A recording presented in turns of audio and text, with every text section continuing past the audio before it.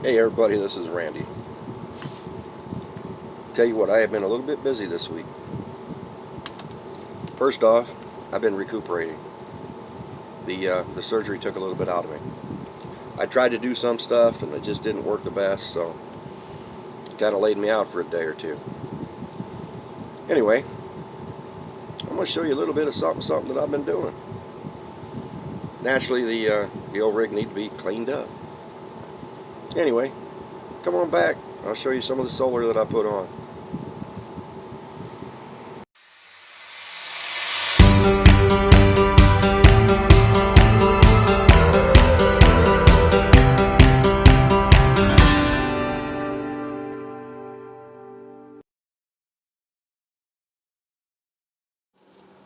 Well, here is the inside of my solar setup. See, I got the inverter down there. All the wires are going right through the doghouse down right in here. Anyway, the inverter's there. A little bit farther, you got your charge controller. Now this charge controller isn't the one I'm going to use. I had a good one, but it died on me, shorted out. Now this is a PMW, and I really need a MPPT with the amount of batteries that I have and stuff, and the amount of solar. So I'm going to have to pick that up. Anyway, then I got the wires going across up here and out the roof. Now, we'll step outside here in a few minutes. You know, this is the safest that I can see on how to do this. These are all staying wet, or staying dry, staying not wet, of course. What a dink. And, I mean, it's safety first, right? Alright, we're going to go outside and I'm going to show you the batteries. I got 4 batteries in this compartment here. You can see 2 of them, one there and one there. The other 2 are underneath this piece of wood here. This right here is my starter battery. And it's sitting on the wood. It's all braced up. And I got her tied down with a strap so it doesn't move. Anyway, you know, wood's not a conductor, so that's why it's sitting on the wood. And the wires are coming in right there into the doghouse. Plenty of room in here. You can see all the connections I had to make. These are all to the house right here. Those are all for the house batteries, and that keeps the house running when I'm not plugged in. Alright, now as you can see, well, you can't see from here, I don't have a big enough stick. Anyway, right there's your solar panels. I'm going to flip a few pictures in there and you'll see what I'm talking about. Hey Ace, how you doing, buddy?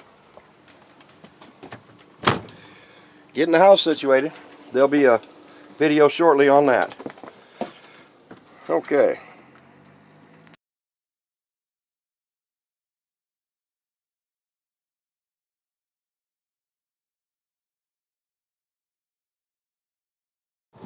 Now, part 2 of this video is a little bit about the spark plugs that we changed.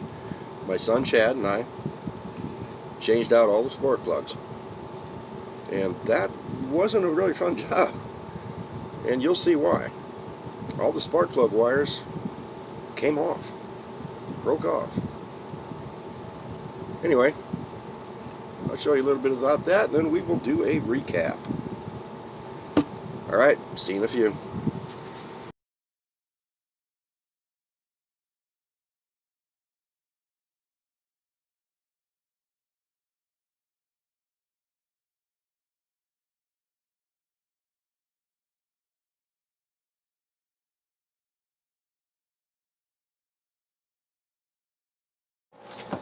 Well, these are some of the plug wires that came off of the motorhome when I changed the plugs. Now look at this, you can tell these wires were just neglected. They're just falling apart. Look at that, they just crumble. So, they were definitely bad. Every one of the ends, every single one of the ends plugged off, or came off of the plug wires. And these were the plugs. Isn't that beautiful? I can't even hang on to them. Isn't that beautiful? I don't think that this motorhome has had a tune-up. I think these are original. I really truly believe that these have 90,000 miles on them, because it runs like a top now.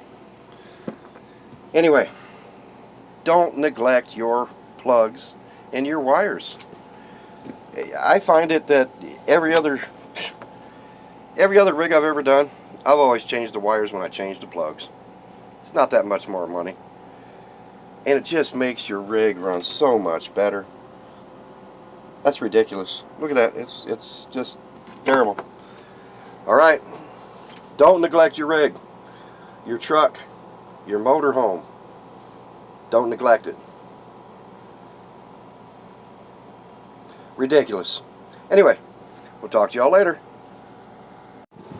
Okay, what did you think of them plug wires? They were pretty sad, weren't they? I don't know that I've ever seen any of that bad before. And like I said in the video, safety. You gotta be safe on the solar. You gotta be safe on anything electrical. You gotta keep your truck or your rig running.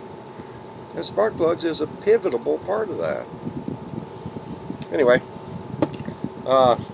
still don't have tires yet. I've been looking for some, but I refuse to pay that absorbent amount of money that people want for them. I know I'll find them a little cheaper. The rig's just about ready to go. Other than that, the water pump's in, solar's on, tune-up's been done, all my fluids are checked and topped off, the rear end looks good. It's just about roadworthy. And I'll worry about the cosmetic stuff on the inside after I get on the road. I mean, that's not that important of a thing, is it? That the Taj Mahal looks like a palace right away. It is what it is. It's a 1989. So, but that 90,000 miles that it's gone on this motor, now that I got that tune-up done, well, I tell you, it sounds pretty sweet. I appreciate you guys watching. Stay tuned. We'll do a tour here shortly of the completed rig.